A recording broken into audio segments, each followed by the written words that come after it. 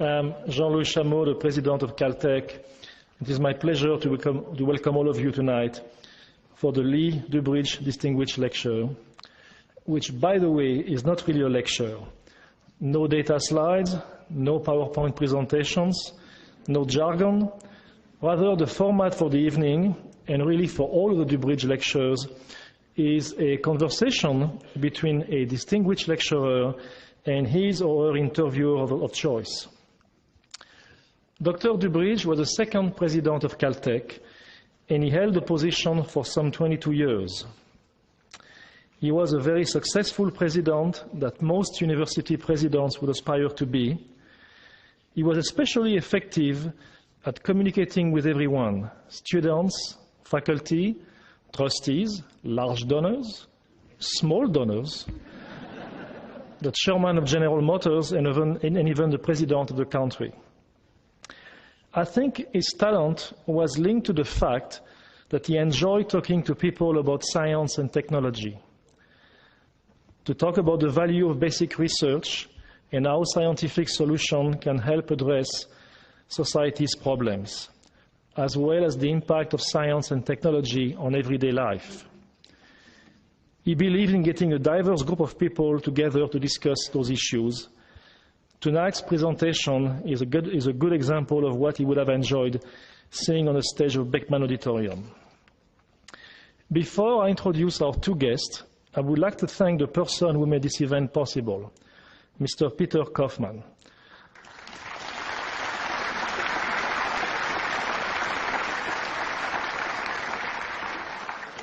Peter is the CEO of Glenn, and he edited the book Poor Charlie's Almanac.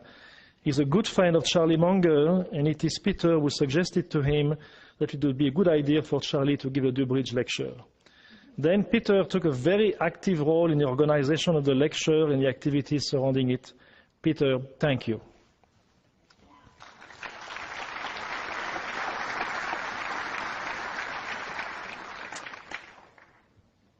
We are fortunate to have as a 2008 Dubridge lecturer what I would call a rock star of the financial world, Mr. Charlie Munger. For years, Charlie has been half of a financial partnership that is apparently a force which cannot be stopped in the world of investment. He and his good friend Warren Buffett have always made quite the team, but as you will find out, and many of you know, they also handle solo acts extremely well.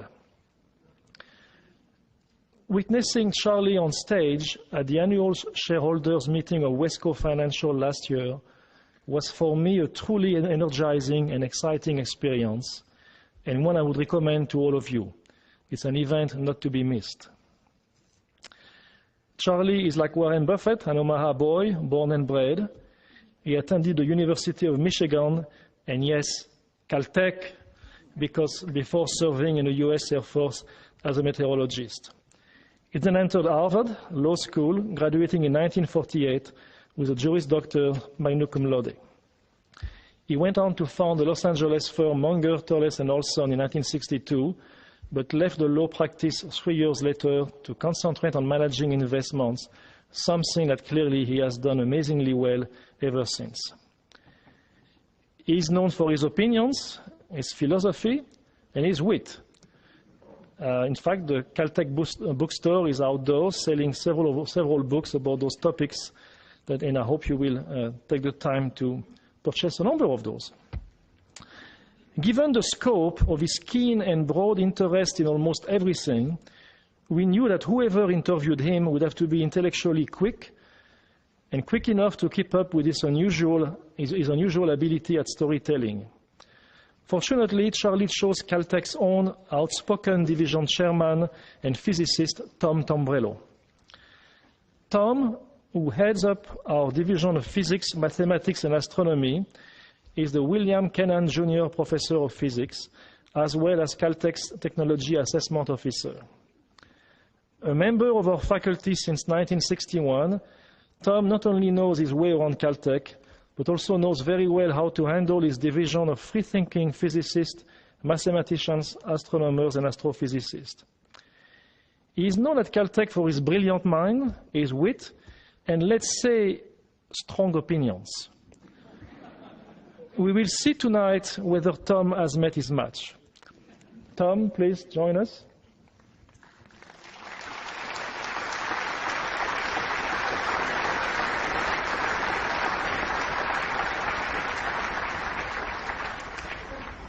And now it is my great pleasure and honor to welcome our 2008 Dubridge Distinguished Lecturer, Mr. Charlie Munger. Thank you. Thank you.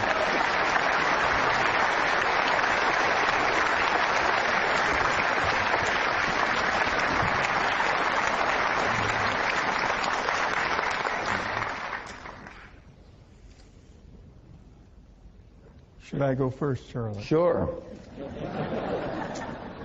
Well, I hate to add to my president's introduction, but he left out some very important things about tonight's lecturer.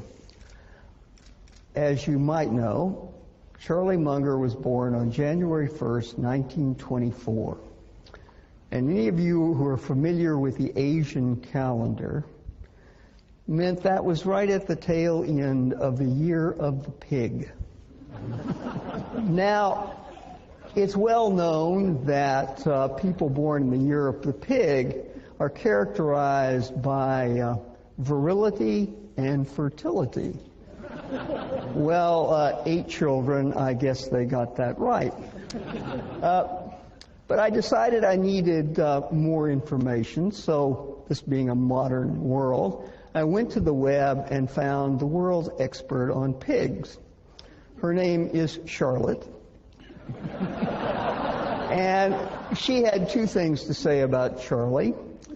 One was terrific, and the other was humble. Now, what is this humble thing? I remember reading Jim Collins' bestseller on business, stressing that leaders in business should have humility. Frank Wells at Disney always said humility is the essence of life. Even President Suharto, among his 3 maxims, one was, don't be arrogant. But if 2 people have a right to a call on infallibility, it's Charlie and Warren. So I guess the first question is, do you 2 manage to keep each other from becoming infallible? Well, we have a lot of fun together, and our work is not really work for that reason. And yes, we take each other down a little bit, and promptly, but we do it in a collegial fashion. We've never had a serious argument in all these years, and of course, it's like an old married couple. After a while, you know, one grunt and 2 twitches, and you've conveyed your whole conclusion on the subject, and that's the way it works.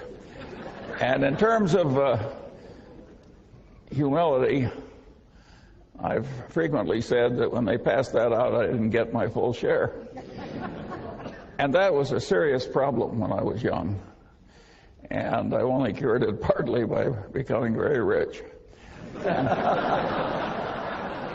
And generous. It takes both to overcome a defect like that. So the young people in the room, don't copy this if you're not willing to pay the price.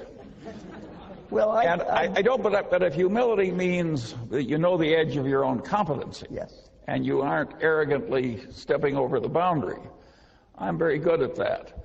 But within my area of competency, my best friend would not adore me for my humility. Yeah, well, I'd redefine humility as knowing what you don't know. Yes, well, both Warren and I are very good at that.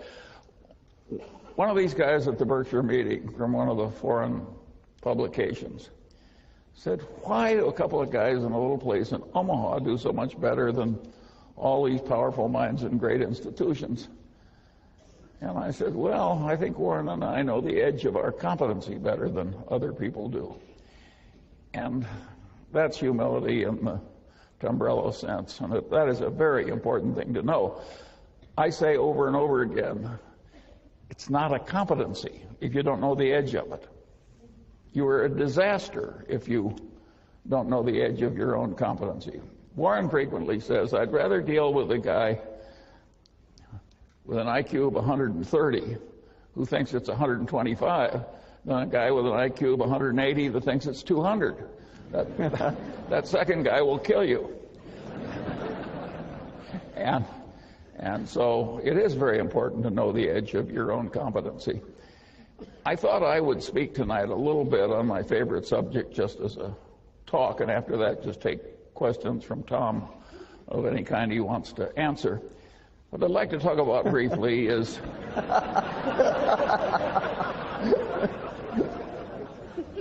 Table. You think I'm kidding? And the topic I'd like to talk about briefly is common sense. Which isn't common. Yes. See? And what people mean when they say a man has common sense is uncommon sense. And usually they don't mean that the man has a narrow little activity he's good at, like knitting sweaters, and he sticks to that. What they mean is a man that can operate over a pretty broad range of human territory without making any big boners. And that is a very important thing to be good at, and the question is how you get it. I was very lucky in my own life because every place I looked, at the pinnacle, there was a guy that was better than I was. And one of my father's best friends was a great surgeon with a vast mechanical ability. And I knew what this man did with his mechanical abilities in inventing all these spreaders and things he used to do his operation, that I would never be as good as he was. And everywhere I looked, there was somebody like that. And there was all this folly out there, and I suddenly realized, like, if I just avoid all the folly, you know, maybe I can get an advantage without having to be really good at anything. And I kept doing that all my life, and it worked so well that I enjoy sharing it with people like you. It really works to tackle much of life by inversion, where you just twist the thing around backwards and answer it that way. I have to give problems to my children, and once when I had all of them together, I said, well, there's an activity in America. There's a one-on-one tournament. And the national champion became the national champion on two separate occasions, 65 years apart. Name the activity. And 7 of my children could not remotely do it. The 8th is a PhD physicist, and he did it very quickly. And what he did was he just turned it around. He says, it cannot be athletic. And he realized that no 85-year-old was ever going to win an athletic thing with the neurological and other deteriorations that are so evident tonight on the stage. And so I said, well, could it be chess? He's a chess player. And he realized that no 85-year-old was ever going to be the U.S. chess champion. He knows what a chess tournament is like. But that led him to checkers, a game that you could almost master with enough experience. And of course, that was the correct answer. It took him about 15 seconds. All kinds of problems like that look so difficult. If you turn them around, they are quickly solved. And so this process that I've gone through life doing of identifying folly and trying to avoid it has worked wonderfully for me. Another trick that I got very early was that I loved big ideas that had a lot of instructive power. And I liked them so well that I didn't mind when they were in somebody else's territory. I just went in and took the ideas. So I paid no attention to the territorial boundaries of academic disciplines. And I just grabbed all the big ideas that I could. And then I used them in daily activity to solve problems and amuse myself and do self-education and so forth. Well, that makes me a collector. I'm a collector of inanity. And I've cataloged the inanities on structures in my head. And it's been a wonderful thing to do. If you stop to think about it, how many unhappy collectors do you know? Whether they collect silver or mistresses or, you know, by and large, collectors are happy. And collecting inanities is just wonderful. If you collect stamps the way I once did, I soon had a U.S. stamp collection I couldn't afford to add a stamp to. Well, what fun is collecting when you can't afford the next stamp? When you're collecting inanities, there's never a shortage. And there's all this low-hanging fruit. We had one this morning from the governor of New York. That was pretty expensive fruit. Well, but...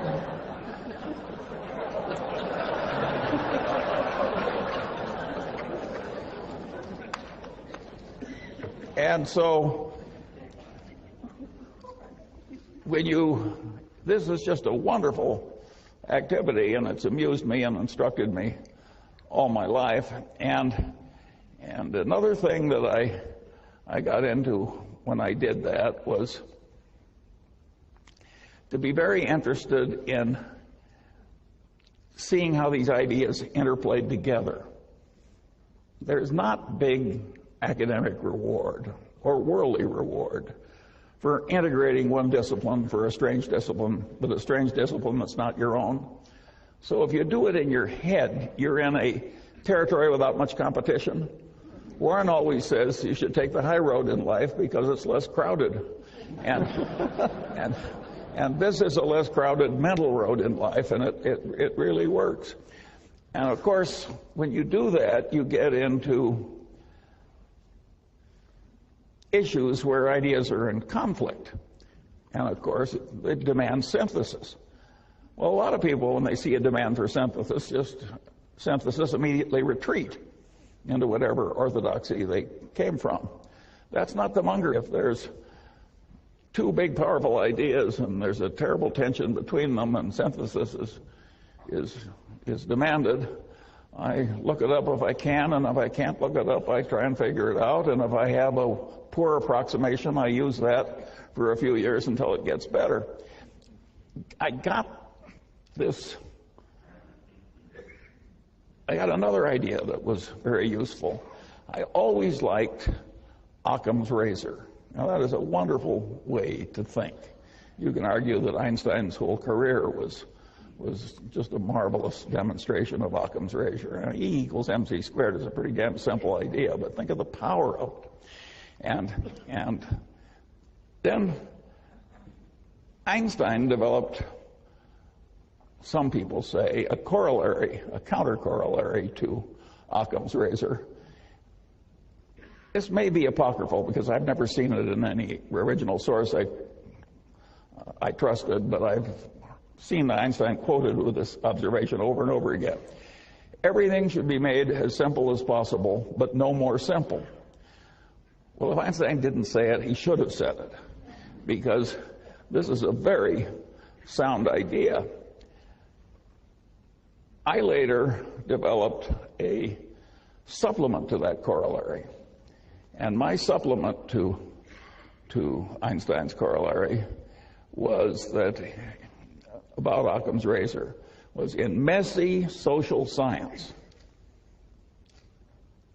if the result you're observing is a Lollapalooza, look for a confluence of multiple causes, multiple forces operating in the same direction.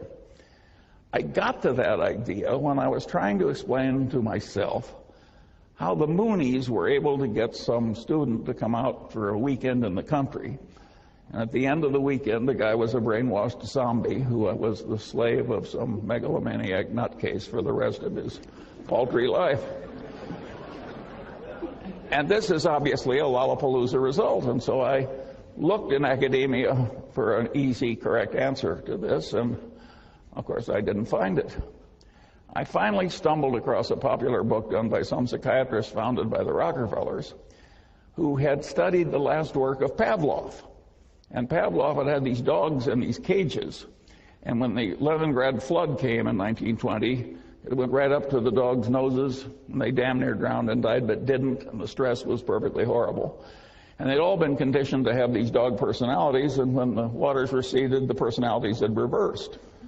Well, Pavlov, being a great science, spent the rest of his life giving nervous breakdowns to dogs and trying to reverse those breakdowns. And this is not pretty reading, but it was very instructive.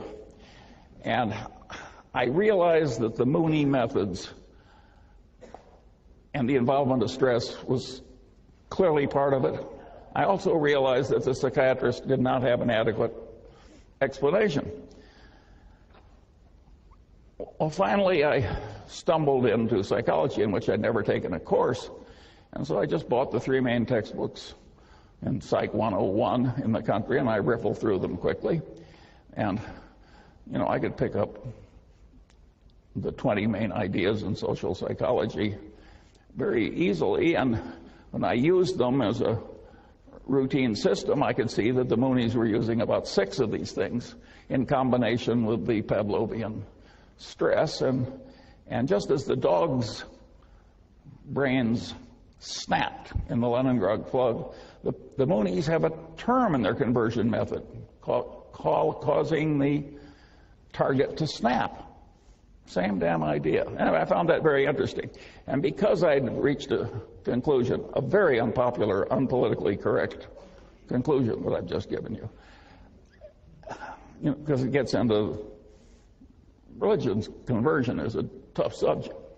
But at any rate, it satisfied me, and so I expanded it into this corollary of looking for a confluence of causes when you see a Lollapalooza result in social science. And that has been enormously helpful to me, because I find that a lot of social scientists have a weird mania where they twist everything into whatever little concept they started with. Again, it's that old saying, to a man with a hammer, every problem looks pretty much like a nail. And I have worked hard to avoid that problem. And of course, if you grab the big ideas in all the disciplines, by definition, you're a man with multiple tools. So you're less likely to commit the inanities of the people who twist every problem into being a nail. Well, at any rate, there were a series of tricks like that I used as I went through life, and it was amazing how many times I'd find something that I could easily solve with my little bag of mental tricks that had missed other people who were eminent in their field. I could go right into their territory sometimes and see more clearly than the professional denizen how his conclusions fit into the bigger picture. Again, this is a very dangerous attitude to have in ordinary social discourse. But it's a very good way to invest money. And at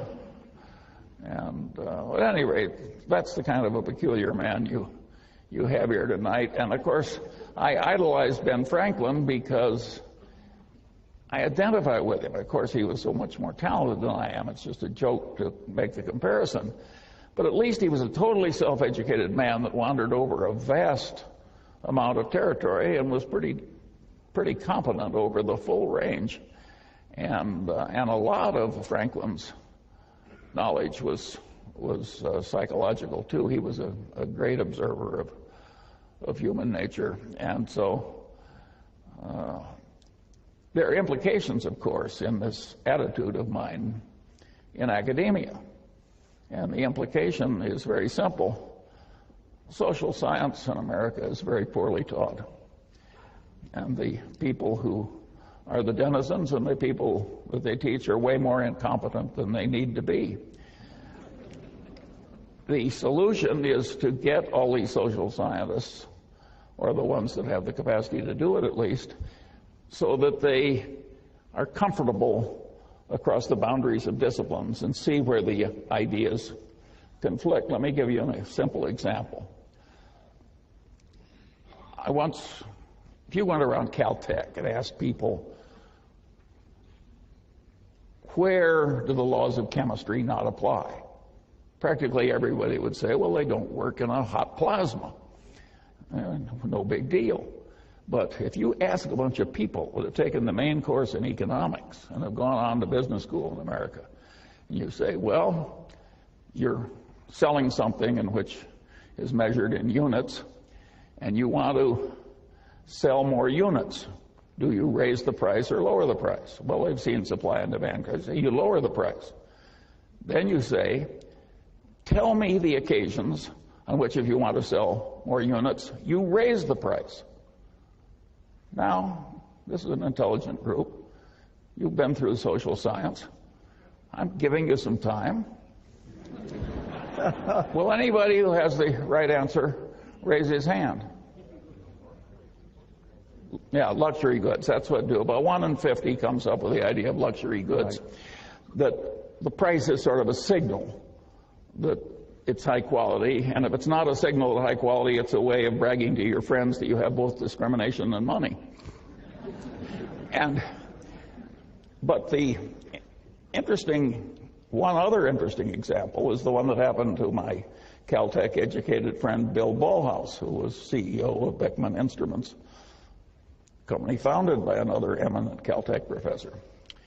And Ballhaus had in his business collection a company that made some complex gizmo that they sold for a lower price than the other two gizmos in the market, and yet it was much better, and it had lousy figures. And Ballhaus took one look at it, and he realized that it was a gizmo where, if it failed, it imposed enormous costs on the owner of the gizmo, and he recognized that the price being low was sending the signal wrong in reverse. This can't be very good. So he raised the price enormously and sold way more units, and of course the profits went up at a truly dramatic way. So these idiots that can't answer the question are leaving a lot of money on the table that a man like Ballhaus knows how to get. And the world is just full of opportunities like that for people who get the main points and go across it. But of course, that's not the main answer to the question. That's just the Ballhaus byway. The main answer to the question is very simple. Suppose you raise the price and use the money to bribe the other guy's purchasing agent. Well, you can laugh because it's so obvious once somebody points it out. But who was raising his hand over that one after all the fancy education you've had?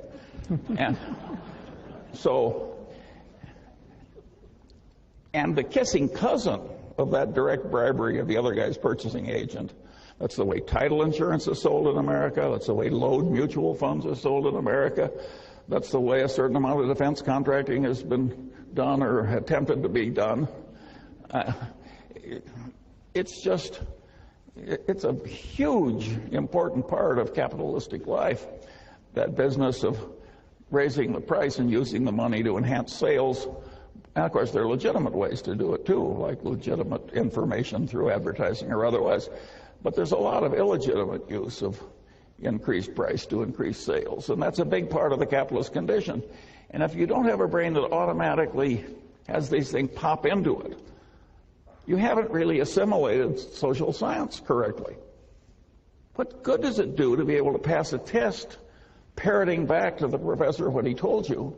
Well, that'll get you an academic label, but it won't get you the many millions of dollars Ballhaus made by raising the price, and it won't get you really fabulous investment results in life if it takes some imagination. If you don't see how all these things work and how they interplay, and of course, the way to get that competency, like any other competency, is to adopt the necessary elements and practice using it over a considerable period of time and a considerable area of complexity. And now, get to a really interesting question.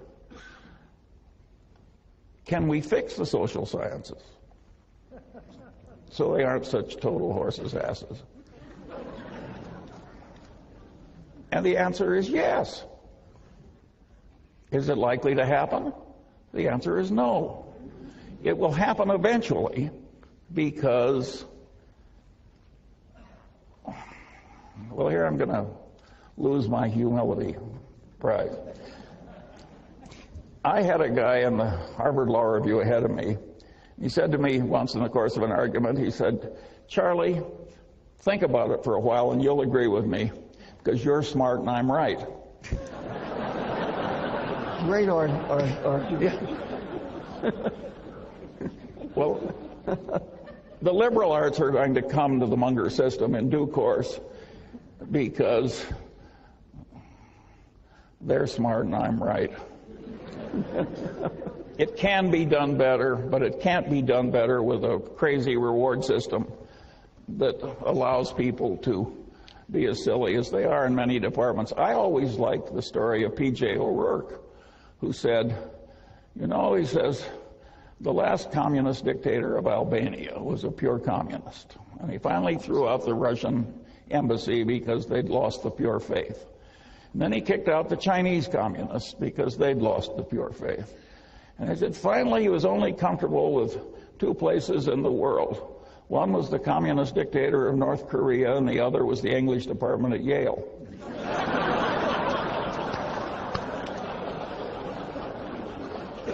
Well, you think I'm kidding, but there is a lot of extreme craziness in some of the liberal arts, and they select people who share their craziness.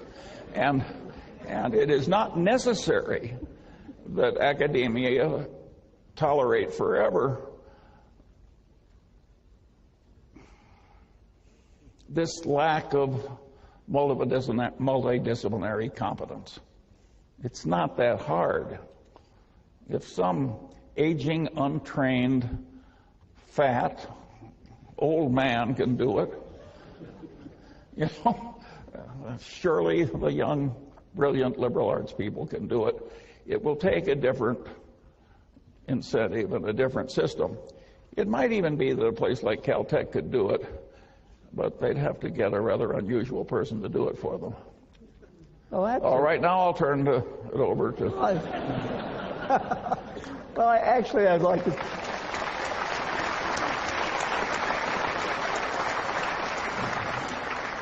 I'd like to comment on your last thing, because there's this old story, which is a reincarnation story, which if you are a very moral economist and you die, you get to come back as a physicist. But if you are a very immoral economist, you get to come back as a sociologist. And the story actually has some truth to it, because we're talking about the degree of linearity. Physics, for the most parts, is a linear subject.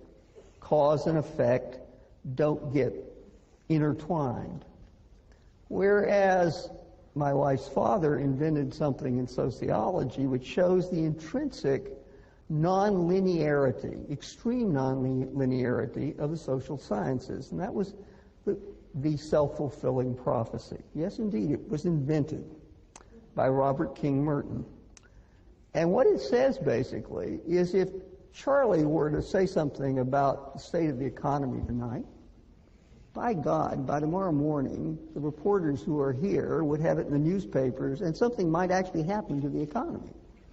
Whereas if I said something about the economy, in fact, exactly the same thing as Charlie, everybody would say, ho-hum, what does he know? And so that shows the powerful non-linearity of that exists in the social sciences. In other words, the problem partly is they're extremely complex, and the fact we haven't come to grips with them means we haven't dealt with that non-linearity appropriately. Comment? I think you can do it without the fancy math. Better than they're doing it now. We agree completely. Now, I want to cite the example of another great Caltech man. When I was at Caltech, right across the court was Thomas Hunt Morgan. And I always thought the faint odor that I smelled was his damn fruit flies. And later, I started paying the research expenses of an ecologist, Garrett Hardin, whom I really liked. And he had trained here at Caltech under Thomas Hunt Morgan. And he told me something about Morgan that really fascinated me. He said that in that day, when they didn't have computers and when the main calculating device was the Frieden calculator, everybody in Caltech had endless Frieden calculators, except Morgan. And he pretty well banned the Frieden calculator from the biology department. And when they said, "Why are you doing this?" he said, I'm like a gold miner in 1849, and I can walk along the banks of the river, and I can use organized common sense and pick up these enormous nuggets of pure gold.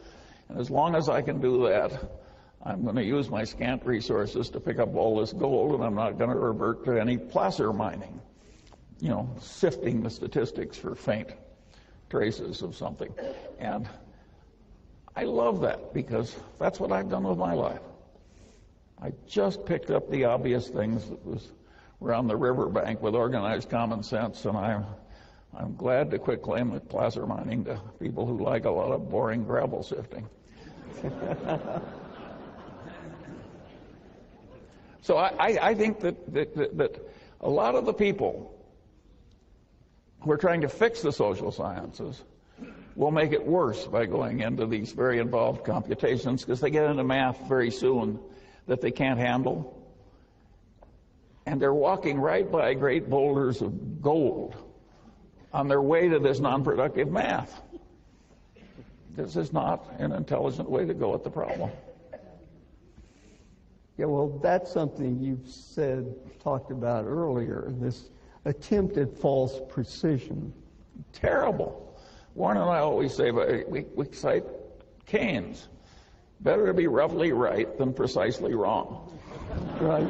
We see over and over again people who know how to use these computers now.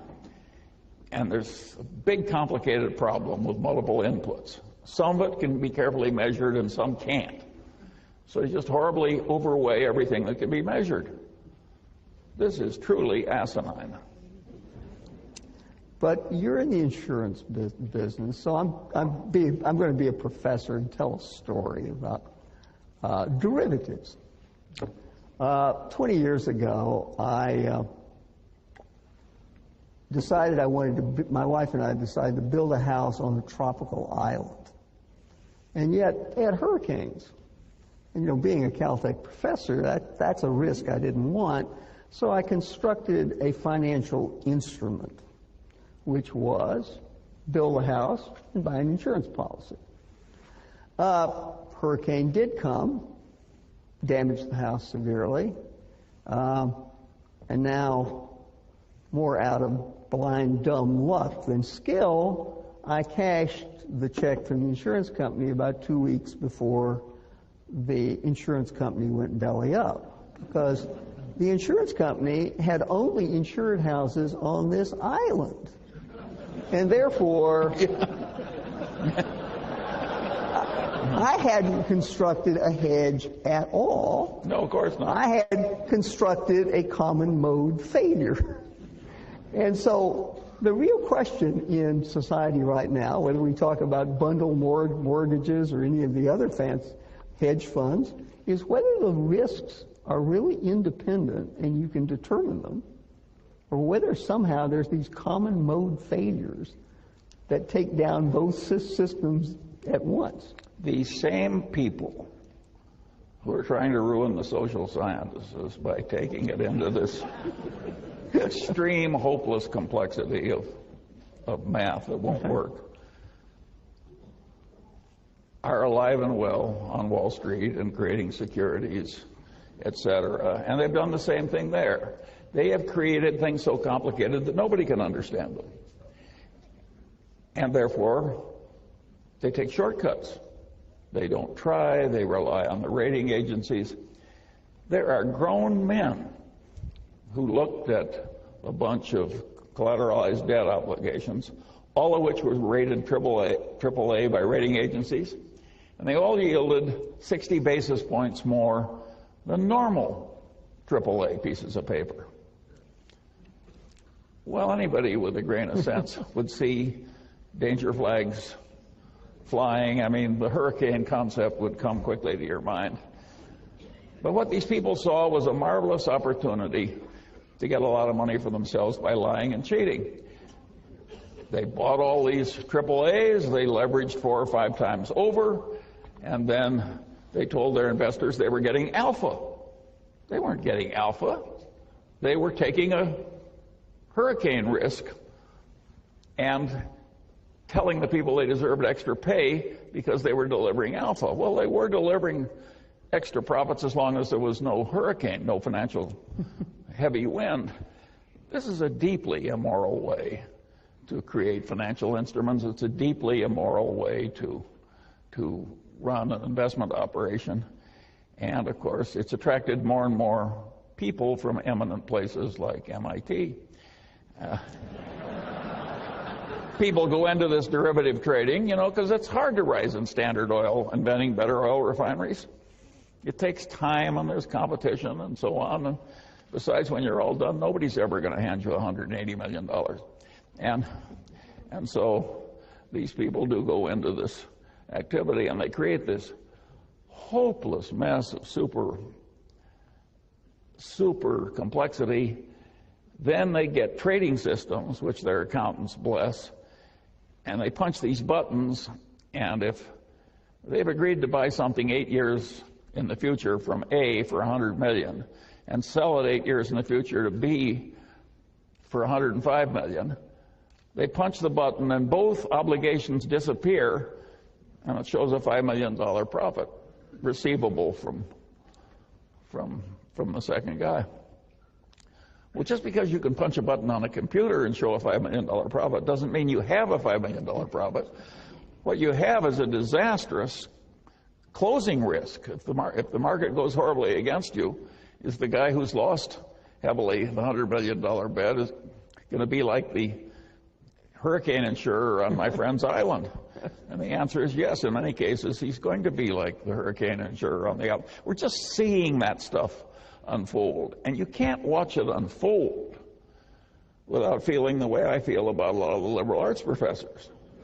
The people who did this are despicable. The accountants that bless the accounting have despicably failed in their own profession. If I make loans for many years, nice little 75% mortgage loans on decent houses to hardworking plumbers, and I have a wonderful low bad debt risk, and then I suddenly decide I want to report a lot of extra income, so I have somebody recruit a bunch of bums from Skid Row and, charlatans who are just out of the penitentiary, and I have them agree to pay these very high interest rates on 100% loans and so forth. And I say to my accountants, accrue all this interest these people have agreed to pay me as income. They haven't agreed to pay it to me yet, but in due course it's due. And the way you'll do that is just assume that my bad debt experience on this new class of loans will be like the ones I formerly made. Well, as I've described it, nobody in his right mind would have an accounting that accrued the interest on the new loans. But in America, the accountants bless that stuff. And they would say, you would make my life too difficult if I had to do anything but look back and count the old bad debt experience and just extrapolate it into the new type of loans. This is not a modest fault. This is a significant fault in our common civilization. The professionals have horribly failed us. And the academics that have allowed these professionals to prosper without appropriate criticism, they have failed us too.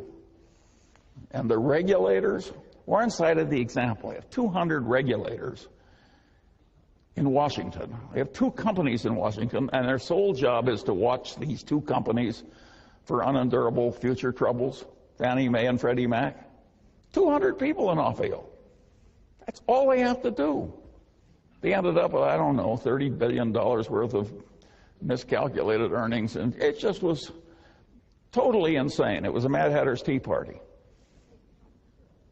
I mean, all these people have horribly failed us with the most elementary common sense. Nobody ever said, look, this is too difficult, at least for the kind of people you have doing it. And yet it was obvious it was too difficult for the kind of people. And the guy who headed Freddie Mac was a PhD economist. And Berkshire has a subsidiary, and it was headed by a PhD psychologist. And the only thing he improved in his tenure was the wine cellar, the corporate wine cellar. And when the money finally ran short, and the chief financial officer said, we're running short of money for the wine cellar, he said, take it out of the depreciation reserves. Well, the depreciation reserves are a liability account. A PhD in psychology. I mean, I don't invent these stories. One of the if you're a collector of inanities, you can top anybody always with a true story. Well, the problem we academics have is we almost always solve problems we think we can solve, as opposed to problems that are real problems. I'll give you a quote that you may not know, and that's from Fisher Black, of Black-Scholes. He was a professor at Tufts, and he decided late in his career to take a very nice job at Goldman Sachs.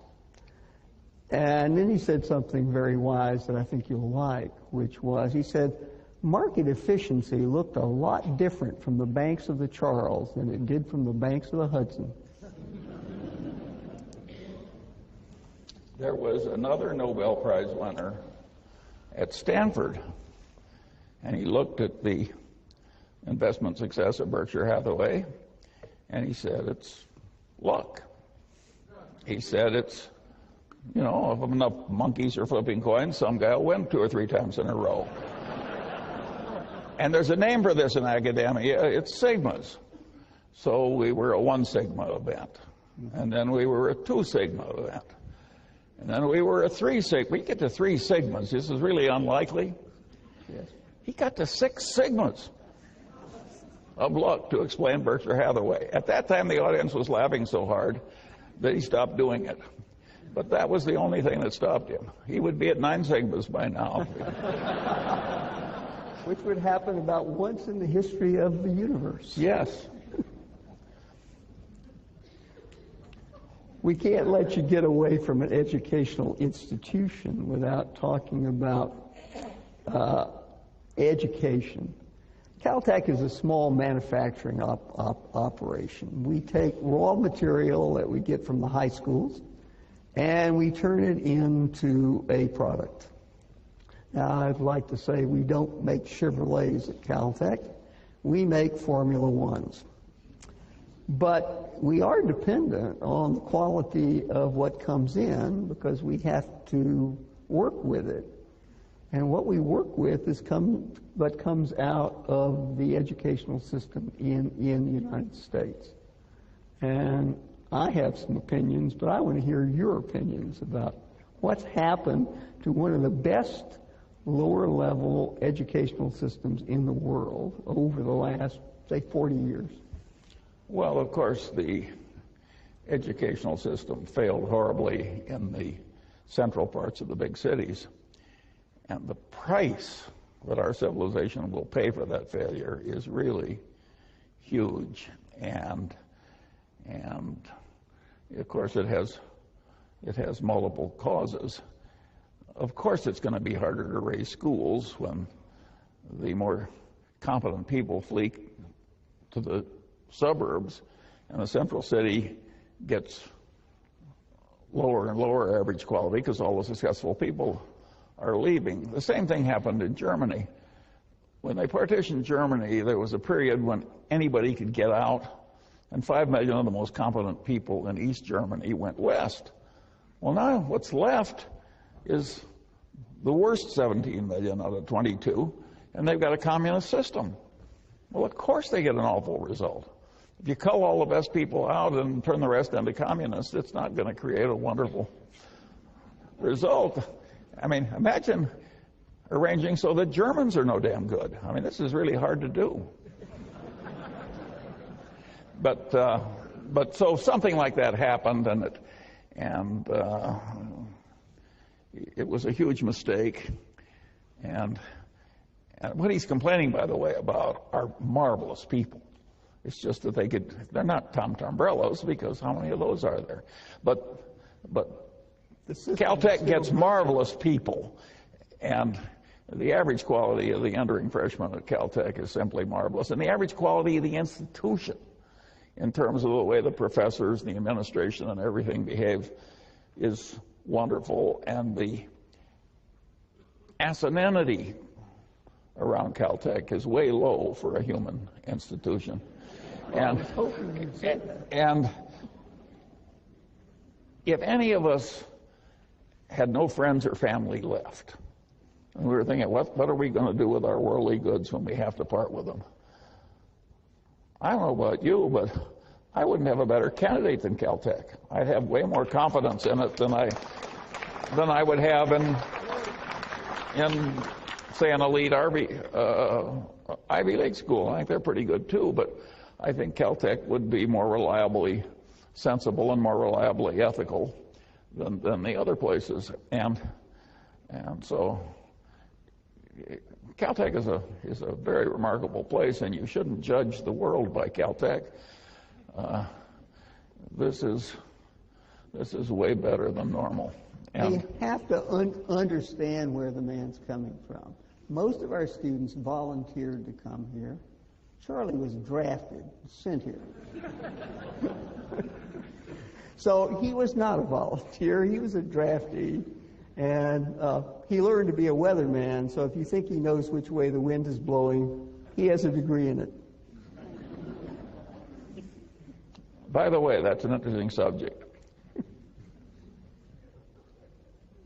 Because I was going to do this, I looked at the ordinary meteorological text, like Meteorology 101 is now taught in America, and I compared it to what I knew after getting what was then a graduate degree at Caltech. And you can't believe how much they've figured out in those 60 years. I mean, it's just unbelievable how much better it is. And of course, they've got better measurements and they got moving diagrams. The physics is better. You'd think we would have known everything about the phase changes of water by the time I was at Caltech. There's a lot we didn't know. How can they not know the phase changes of water? Tom will know. But it's weird the way water behaves in every little change of phase. It interacts differently with radiation, right? We've learned a lot of stuff. There's your Ben Franklin story. I was listening to the Saturday noon broadcast of the Metropolitan Opera. How many of you listened last week? Yeah. Lucia de Lammermoor. But in the last part of the opera, there's a very eerie piece from the orchestra. You know what instrument it was? The glass harmonica, invented by Benjamin Franklin. So there was a man who really understood all sorts of things, from bifocals to very interesting musical instruments. Self-taught, he played 4 different musical instruments. This was just a casual. He had a broad range. Indeed. He sang pretty well too. I'd say if anybody saved this country by getting the French to come in and help us with the British at Yorktown, it was Franklin. Yeah. Bill, I noticed at dinner that he was gazing at us from the wall of the library. I know you're a fan of Jared Diamond. Jared Diamond gave the commencement address at Caltech last year. And few years ago, he wrote a very interesting book called Collapse, which has, among many other examples, two that I find very interesting. One is, of course, the collapse of the Vikings colony in Greenland as the weather got cold again. The Eskimos who'd come in from the north, of course, didn't notice it. They were eating seafood. The Vikings were eating sheep and cattle, and when those disappeared with the colder weather, they starved to death. The other was Easter Island, where they got into a mad race to create some artificial economy of building the great stone heads. And of course, destroyed the ecology of the island and ultimately themselves. I thought, that can never happen now. So I have to tell a story from about 30 years ago when I was still consulting at Los Alamos, and a friend of mine worked in something called X Division, where they made things called thermonuclear bombs. And we were having a conversation about the competition.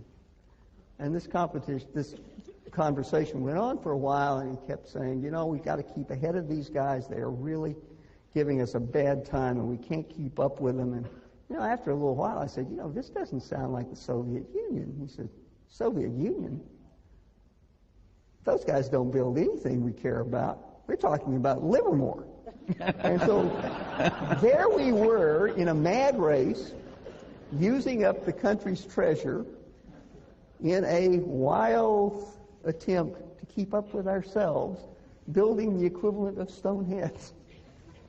So are we doing anything like that you see in our society, Charlie? Are we building stone heads or competing with ourselves when the real competition is doing something else?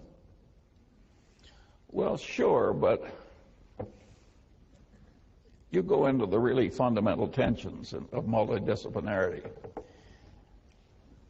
Every biologist thinks a little like Paul Ehrlich. You know, they think, my God, you know, carrying capacity of the land, you excel at tragedy's coming. And every economist thinks we've had compound interest at 3 or 4% for 300 years, and who's to say we can't do it for 500 years more? And they just each live in their little world, and nobody thinks that these ideas, in the end, have to synthesize in the real world. And, of course, from neither side are they very good at this synthesis. Every ecologist underestimates the power of the ideas of the economists, and every economist tends to believe that any troubles from carrying capacity are almost non-existent. I once heard an economist say that the supply of coal was infinite. And I said, how did it become infinite? And he said, well, not quite infinite. But I am not inventing these stories. They're in my collection of inanities. As I say, if you just join my collecting council, you can have all the fun I've had all my life, and you'll never run short of material. No, I think Jared Diamond is, to me, very interesting. I think Guns, Germs, and Steels was one of the great books written. But the main point was wrong.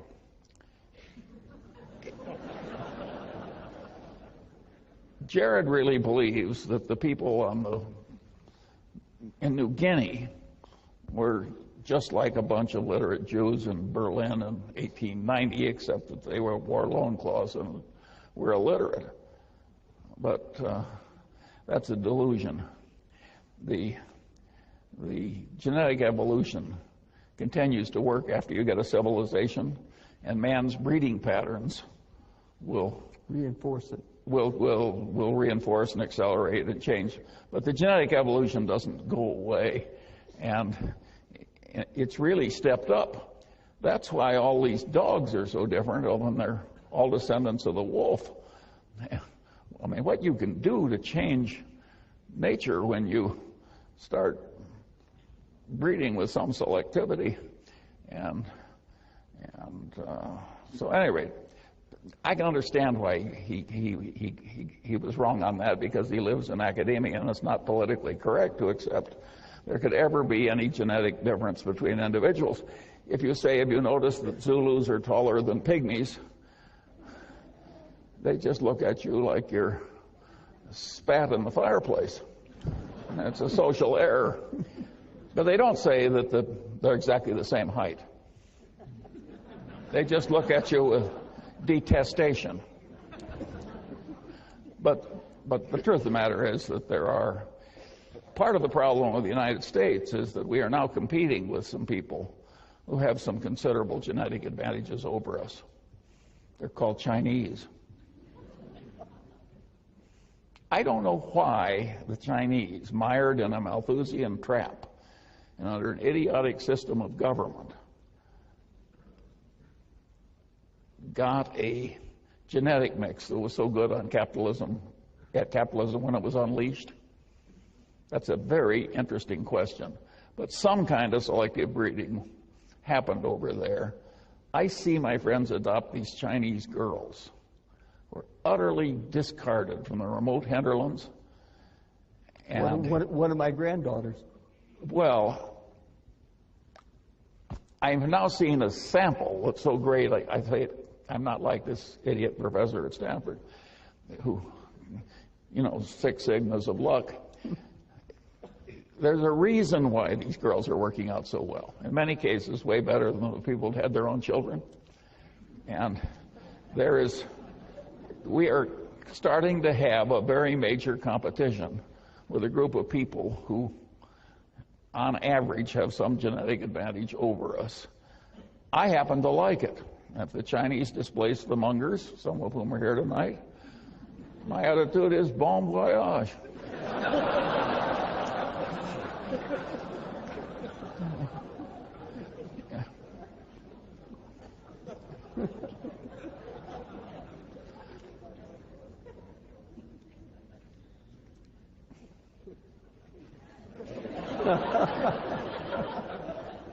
But it happens over and over in this country. When my grandfather came at the end of the 19th century, 13 years old with a 9-year-old brother by themselves, illiterate, impoverished, I'm sure the people in the U.S. despaired that these Sicilians were coming into the country and it was going to be the downfall of the place.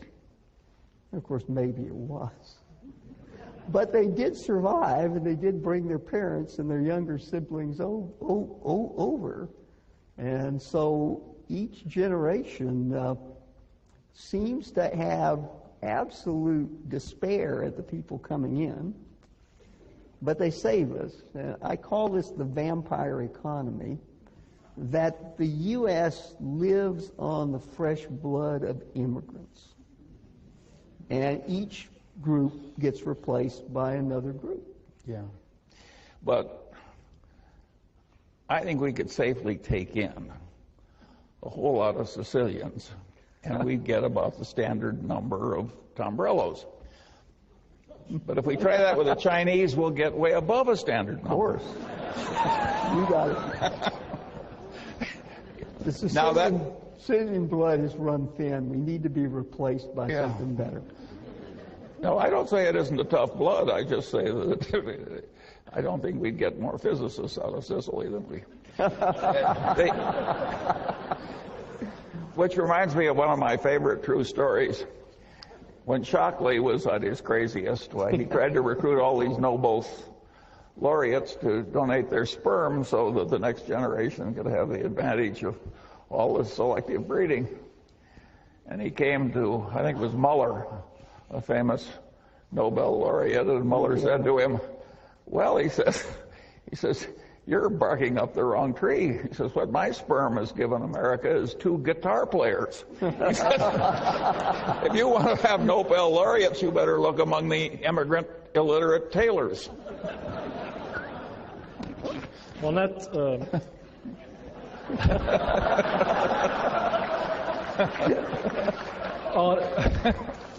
on that note, I would like to thank Tom and Charlie for a very entertaining first part to our program. So, thank you for the first part.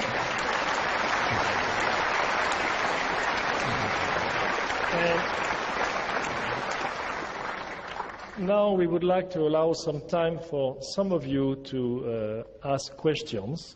There are a number of microphones which are in the hallways here, and you should come to the mic and mention who you are and ask only one question very briefly. And from Charlie. Charlie, I would have to tell you, I have to say that we have at Caltech a large number of physical scientists, life scientists, engineers. We also have a few social scientists. So there may be a few questions here from our social scientists. Go ahead. Hi, Mr. Munger. Whitney Tilson, a Berkshire shareholder from New York. Usually at the Wesco meeting, I ask you a business-related question. We're not at a Wesco meeting, not a business meeting. So let me ask you a political question. Last night, I was at the dinner in Omaha that Warren hosted for the DNC, raising money for the Democratic Party. And there he gave a very eloquent... I'm very sorry to hear that. Well...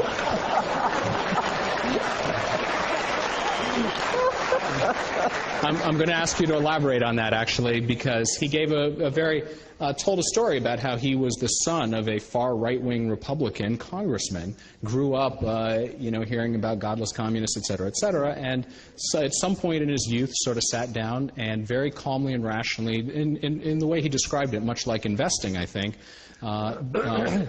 thought about, laid out his worldview, what he thought was important, et cetera, and made a rational, unemotional decision that, the Democratic Party is right for me. And so I asked him afterward, I said, do you think this administration might tip Charlie over to our side? And he sort of laughed and said, well, maybe, but if I were to ask him about it, he'd never come over. So I figured I'd ask you about it, and I'm not going to be so rude as to ask you who you're voting for, or might Hillary or Barack be able to count on your vote this November, but rather to a bigger question about how did two such like-minded people who, in your early comments, have never really disagreed on anything, can communicate so well and finish each other's sentences and so forth, end up in two political parties that can't seem to agree on anything.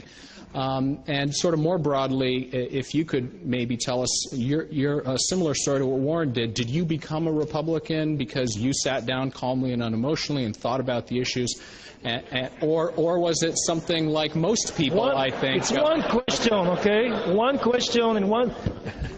Well, Whitney, I think that if you're a really intelligent person, you have to hold your nose in reviewing either party. Yes. And just exactly which one gives you the most offense can vary between intelligent people. And Warren and I get along so well because he's not a normal Democrat and I'm not a normal Republican.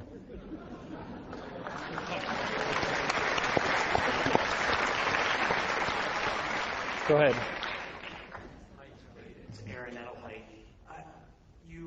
I've read a couple of things of speeches, you recommend books occasionally. I'm wondering if there are, you've mentioned that it's important to study across many disciplines. Are there a couple of books, 3 or 4 on your mind, that you'd recommend, ones that you've recently read, or ones that would help in what you've talked about? I'm going to duck that here because I've got a crowd of cult members at the Berkshire Hathaway meeting coming, and that's where I'll do that one. Okay. Next. Okay, I have a gentleman that written in a very specific question. I trust that you're not shall I say, a skeptic on the issue of climate change and global warming and the impact of human activity on raising the temperature of the Earth. Specifically, what do you feel is the responsibility of corporations, if any, to deal with that issue within investments you hold, as opposed to maybe making charitable contributions to deal with it? Specifically, for example, Pacific Corp is owned by Berkshire Hathaway. It is proposing several coal-burning power plants in the Southwest, And also there's a question of dams on the Klamath River in northwestern California. Do you believe that Pacific Corp has a social responsibility to address this issue of global warming, or do you believe it's better off if the corporations maximize their income and then set up foundations to remediate social problems? Yeah. Well, I'm not going to speak for Pacific Corp, which has its own executives that are more expert in these areas, and it's their responsibility under the Berkshire system, which involves delegation just short of abdication. And but on global warming, I can give you an easy answer. Do I think there's some global warming caused by increased concentration of carbon dioxide? Yes. Do I think it's nearly as big a problem as Al Gore thinks it is? No. And I think some of the solutions that are proposed by these true believers that are so excited about global warming have created some of the biggest asin entities of all. And the worst of the asin entities that makes me grieve for my fellow citizens is trying to turn corn into motor fuel. This is one of the world's stupidest ideas. And it involves partly something you would agree with. In figuring the cost of the corn, they don't count anything for the topsoil that's lost with every corn crop, which any ecologist would care about terribly. So the whole thing is just asinine. It shows how this true believer stuff, which gets onto a cult-like mania, can cause terrible failures of cognition, like turning corn into motor fuel. I mean, it is really crazy, and it's a disgrace. It's not. It's really awful. And so we want to beware getting too influenced by these people who obsess on this one issue. It's going to be very, very hard. I think we have a reason for not using up the petrochemicals, the petrocarbons of the earth, and that is they're so useful to man for reasons other than keeping warm and running engines for transportation. And when they're gone, I don't know what Tom Brella's solution is, but I'll bet it's not very reliable. And I agree.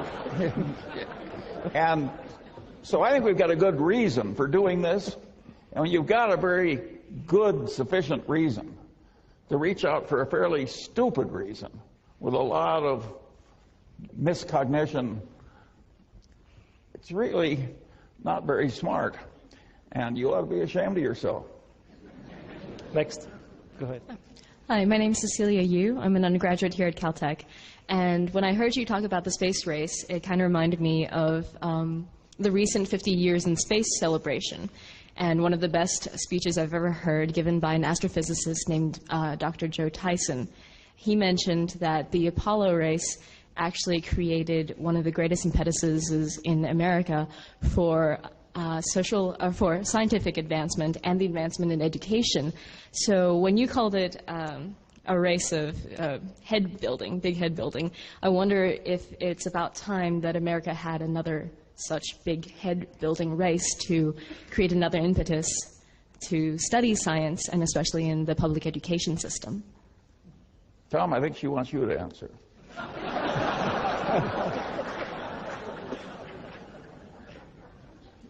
Well, I'll be happy to, but I'm probably even more opinionated than Charlie. Be hard. I think the great adventure of our time has been to explore the reaches of the solar system with robots. That the robots can go there, they're not affected by radiation, they're not affected, and they last forever. Voyager was launched before you were born, and it's still out there exploring the edge of the solar system. There are lots of places that our machines can go and tell us what the adventure is, and we don't have to send men to do it. Frankly, I think it's a bit like building those stone heads on Easter Island. You can see why I asked for Tom Tombrello to be here. It diffuses the natural antagonism. Go ahead. David Winters. You've got a negative Lollapalooza effect in financial markets today, Charlie. Any thoughts on how this plays out? Well, when it's this bad,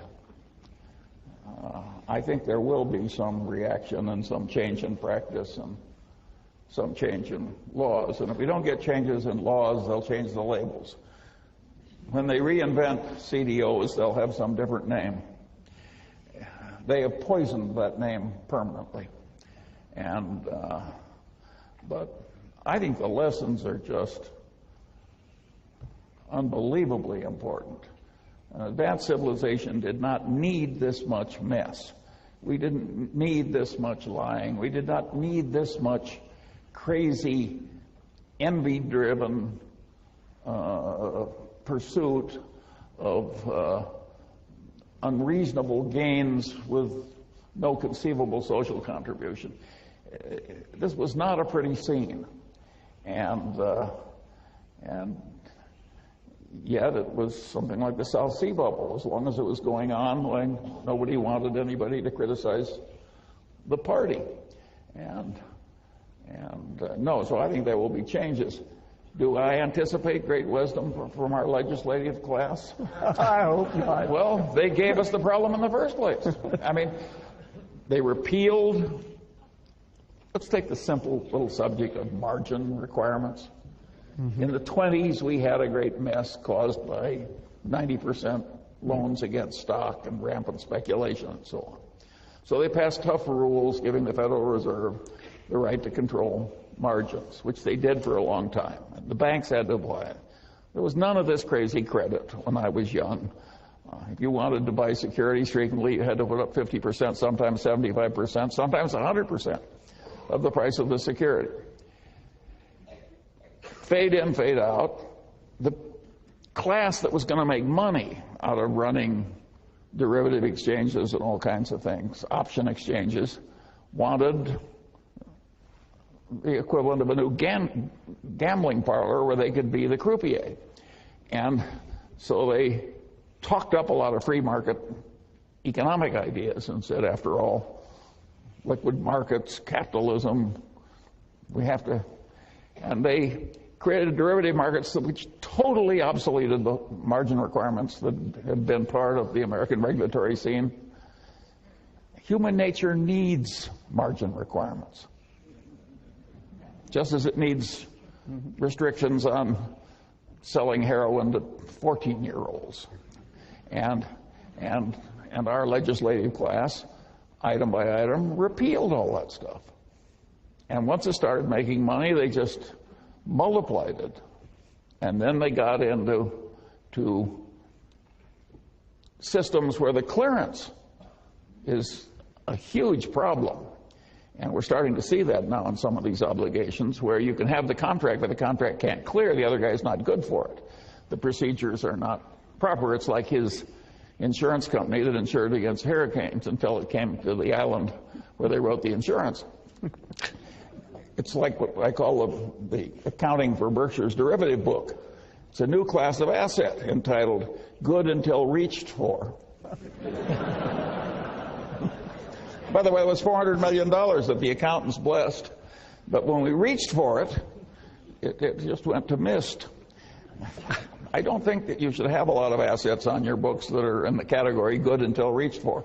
Anyway, this thing just morphed into this diseased outcome. And so it's hard to predict what the legislative reaction will be. I think we've created such a vested interest now in all the people that profit from this stuff that I don't think we're going back to margin requirements, and I don't think we're going to get rid of all these stock option exchanges. I knew we never needed them. Warren went and testified before Congress that we didn't need this stuff. He was a solitary voice. Well, this one man was down there saying, what do we need option exchanges for? But it didn't work then, and I don't think it'll work now. It's really quite sad what happened. You would like to feel that, as Tennyson said, that the thoughts of men are widened with the process of the suns. Why do we have to repeat the same old follies over and over again in a thin disguise? But evidently we do. My friend Garrett Hardin, wonderful man, another Caltech trained man, he used to say, if Aristotle were alive, he would be a very grumpy old man. Because he would have seen the same damn mistakes made over and over and over again. And that may be some of the problem with me.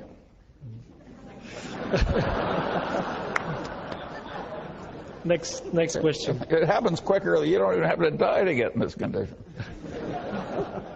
Hi, my name is Brett Herkenoff. Yeah. I wanted to know what you think the most important career or academic experience a young person could get today would be to become a great investor in the future.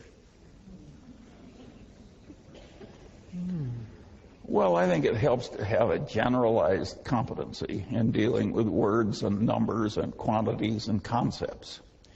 And of course, it helps to practice with that competency. And then, if you collect follies the way I do and stay away from the follies, when you're as old as I am, you'll be a rich old man. Okay. Next one. Good evening, Mr. Munger, Professor Tombrello. And by the way, I'd rather be you.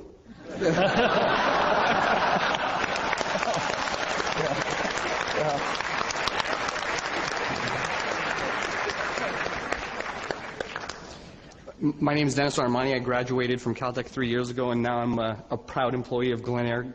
Pierre Kaufman's my boss's boss's boss. So, my question to you this evening is that when I started Caltech in 2000, got my PhD and now work, it went from never really hearing about China to now the United States has to pack up its bags and just say we're done.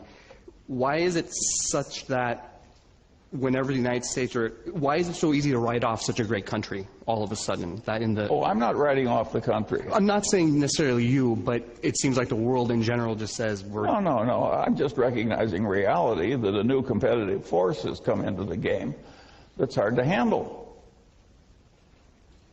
You don't write off the country if you're a very good golfer and Tiger Woods comes along. This is a very talented collection of people, and if they keep going, the competition is going to be very tough.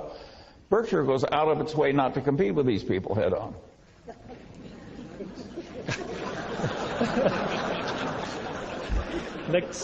Next question. Now, if you think you can handle it, well, all I can say is anybody smart enough to graduate from Caltech with a PhD and go to work for Glen Eyre does not need any help from me.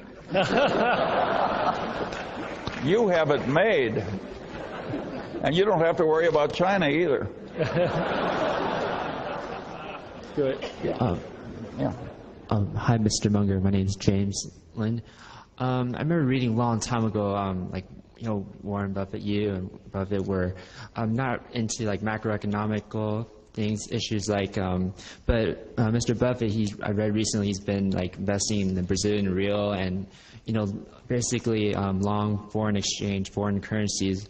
So I want to see what's your outlook on the U.S. dollar and interaction with the economy and how bad it can get and how bad can this stock market get?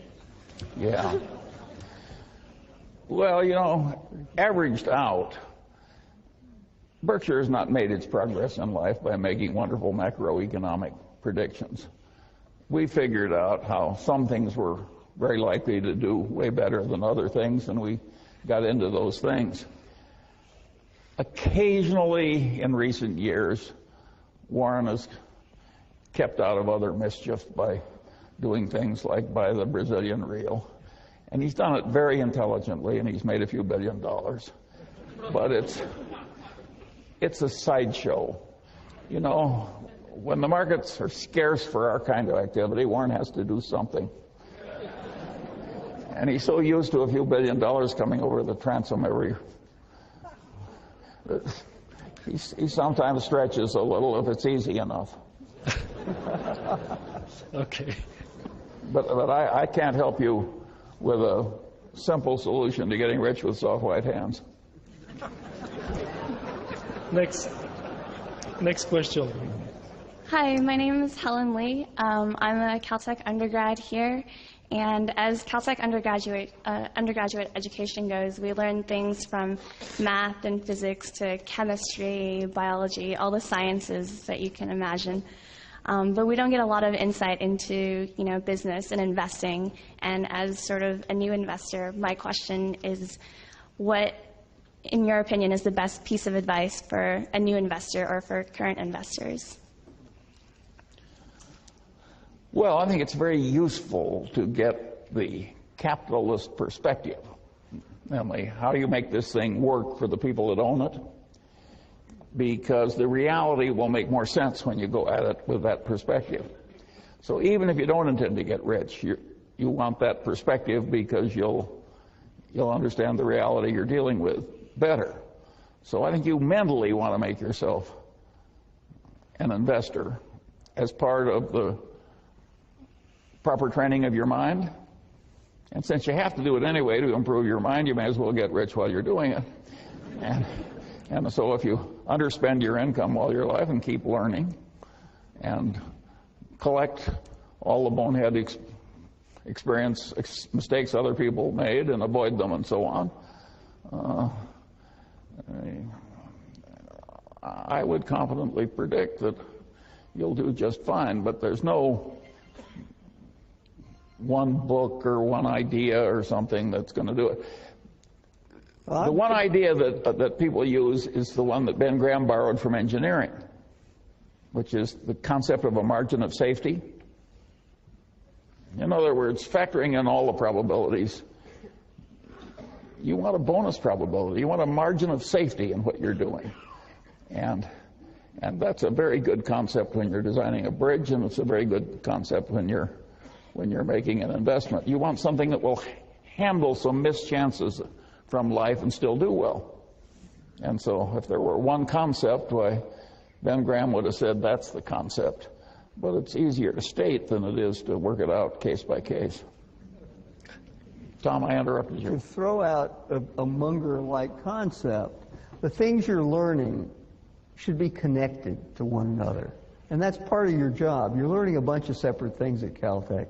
Try to figure out how they're connected to one another. And that may mean reading a lot of other stuff, but it's all of a piece. It's not a bunch of separate compartmentalized things. And I believe I've lifted that from Charlie.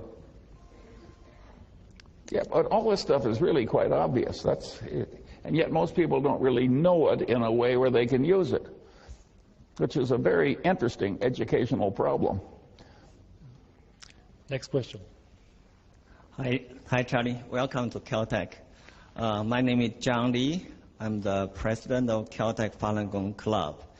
And Falun Gong is a movement in China, and which is persecuted by the Communist Party now. I came from China, so the strategy you were talking about, raising price to bribe the purchasing, is very commonly practiced right now in China. So it's nothing new. And that is not unknown in the United States either. Actually, I think they are also buying American president. I know that in 1998, when I went to the Chinese consulate, they were giving us such instruction to pay for the American president candidates. Anyhow, I think a big money or economic growth in a country with morality going down is very dangerous for this society, for this world, as which has been verified in the Second World War. And I think right now, many people have paid attention to the human rights abuses in China. As you may know, the communist culture is totally different from traditional Chinese culture. And the Communist Party is using their power to persecute all kind of people and supporting. Can you please state your question? Yeah. My question is, right now, where many people like Steven Spielberg are putting a pressure on the Olympic, but some of the big American companies are still sponsoring this Olympic without paying attention to the human rights abuses. What do you think? Question. What is your question? What do you think about this company should do? Should they sponsor an Olympic? Question. State your question. Yeah. Should this international company sponsor these Olympic Games which still have human rights abuses? Thank you. Well, my answer would be yes. I figure that China is a nuclear power. We have to get along with China whether we like it or not. There would be nothing much more asinine than creating a lot of needless tension with the nuclear power, and particularly one which is improving decade by decade from its worst condition. So this idea that I think getting along with China and sharing in their pride with their Olympics is a very good idea, the human condition being what it is. Thank you. We are running out of time, so I'm going to allow maybe 2 or 3 more questions, and I'm sorry for the many of you who would like to ask additional questions, so go ahead. Hi, Mr. Munger. My name is Greg Ragney. This is my first time seeing you in person, and it's a real pleasure. I was pleased to hear you speak about common sense and the Lollapalooza effect and your lattice work of mental models. I'm wondering if you could give us a specific example of how you integrated these ideas to recognize a great investment. That would be of great help to those of us trying to understand and replicate your success. Well, some of the ideas were so simple. We noticed that in city after city, the monopoly newspaper made more money every year. And in some cities, there were still 2 newspapers and one was slowly dying. And so we bought the one that was sure to win. Does this strike you as a complicated idea? It's the new newspaper. And one time we did that with the Washington Post. We made $1 billion with 10 million. So a lot of these things are perfectly obvious, and you just have to train yourself to. You have to develop the knack of using the knowledge you have. Next. It's a knack. You have to work at it. It won't come in just over the transom because you'd like to have it. Hi, I'm Chris Kennelly, and I'm a freshman here at Caltech. And I was wondering, what do you say what you can see into the future, what the biggest issue and maybe its runner-up are for what is going to be the dominant concerns in the future? Some people say like China's rise is a big issue, or environmental collapse. What in your mind are those big issues? Well, the issues that could do us in, of course, there's a big nuclear war, the successful mass use of pathogens. These would be very, very serious things, to put it mildly. And of course, something could happen that we don't anticipate. I would not predict that environmental collapse is going to be the big killer of human beings. Man is a very clever creature, and when things get tough, we can do all kinds of things. The guy spoke about global warming. If we want to change the temperature of the Earth, once you're talking about trillions of dollars, we can change the reflectivity of the Earth. 30% of the solar radiation, it just bounces back. And we have things like mirrors. The difference in reflectivity between a really good snowfield and a black body is the difference between 95% and and zero in terms of reflectivity, and so there's a lot of potential. And the guy who I remember first suggesting changing the reflectivity of the Earth was John von Neumann, probably some people would say the greatest mathematician of the last 100 years, but certainly he was up there.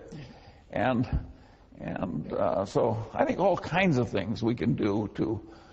The shortage I see is, it all gets back to energy. If you got enough energy, you can do practically anything. And of course, Caltech is way ahead on that. They've examined all the options, and they're all for using the sun better. That's the correct answer.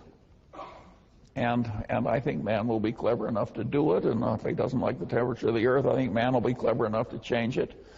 And so I don't have the environmental terror a lot of people do.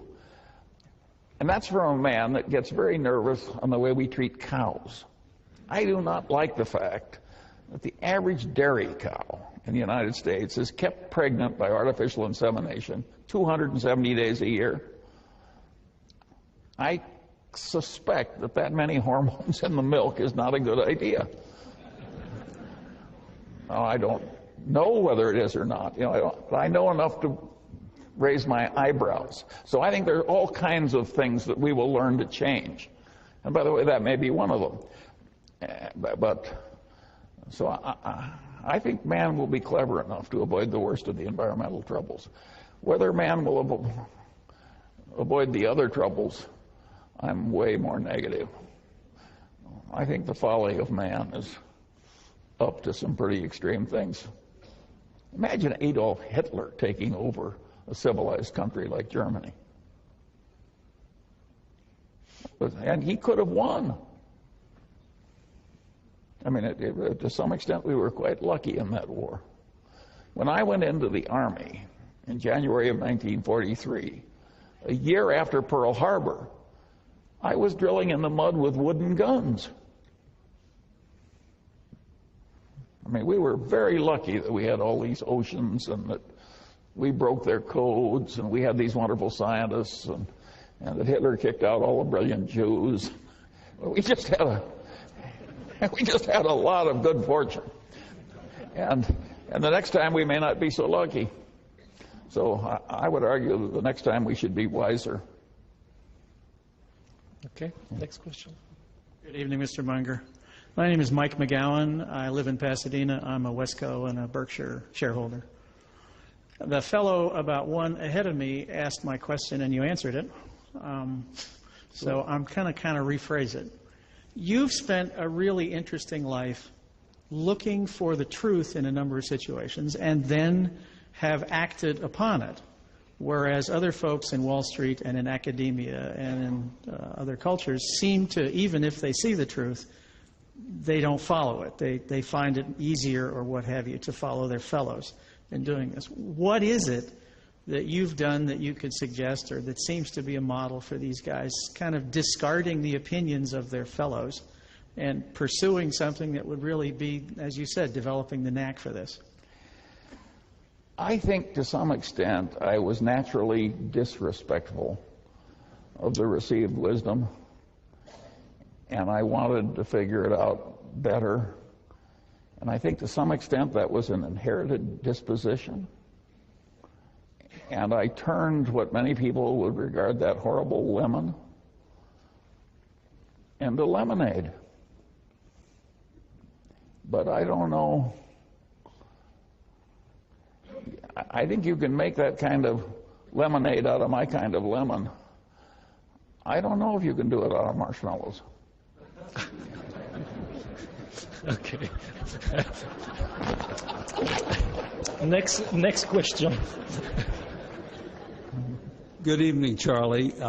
Welcome to Caltech Beckman Auditorium. I'm Jay Whitcraft from Sierra Madre, and I bring greetings from a fraternity brother and classmate of mine, Peter Munger, who I believe is a cousin of yours back in Philadelphia.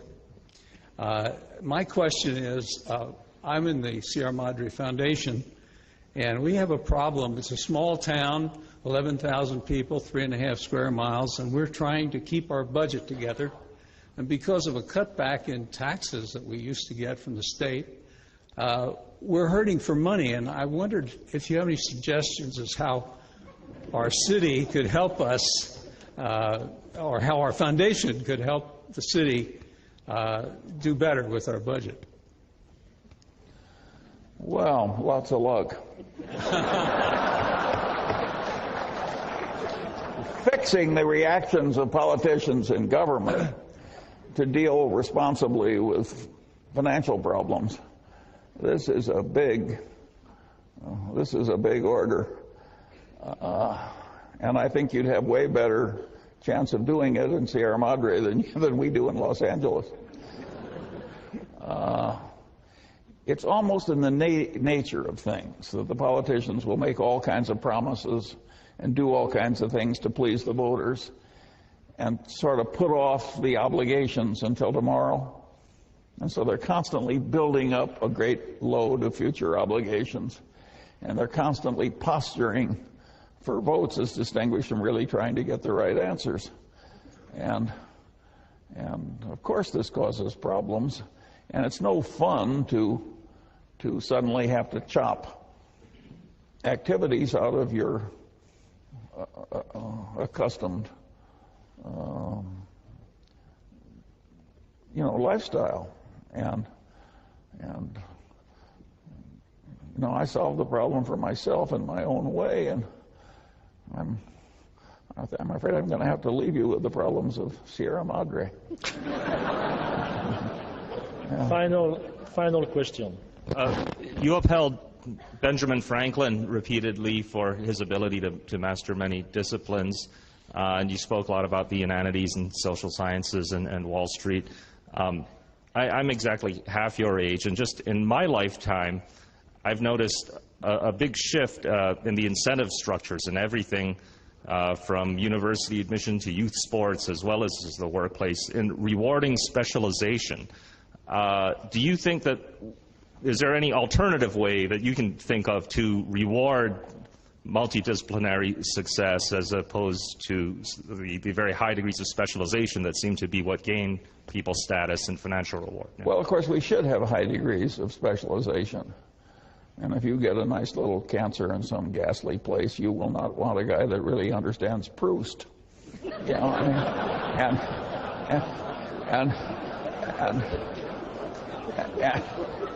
mean, but of course,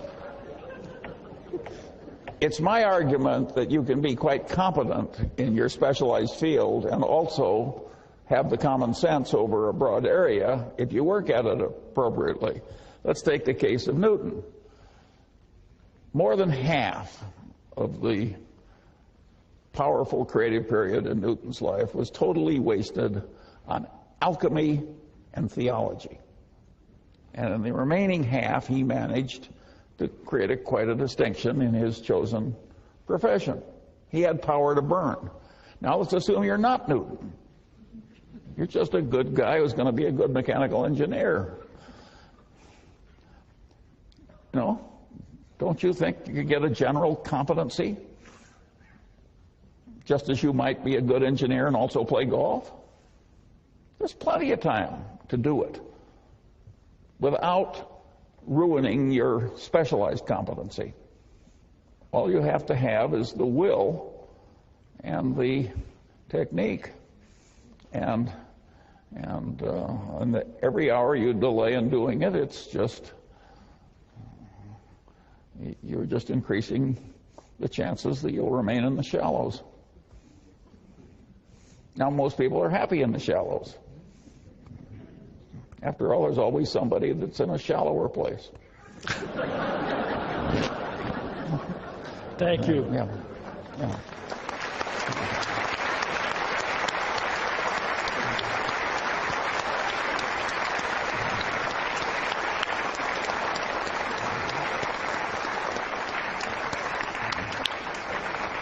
I would like to thank all of you for joining us this evening. I believe it was an exciting discussion, and I enjoyed it very much myself. I'm sure you did. Before we leave for the evening, I would like to present Charlie with a very small token of our appreciation for his presentation today. Thank you.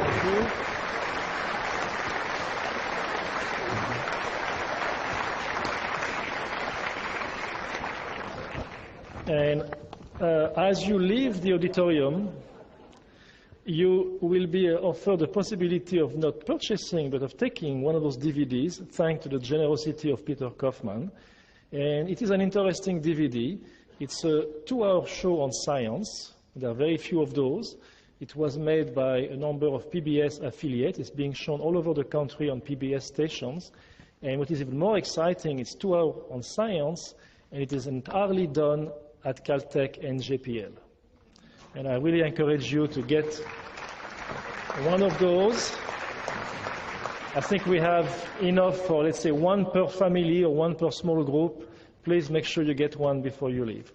And join me again in thanking Charlie Munger and Tom Tombrello for the delightful evening.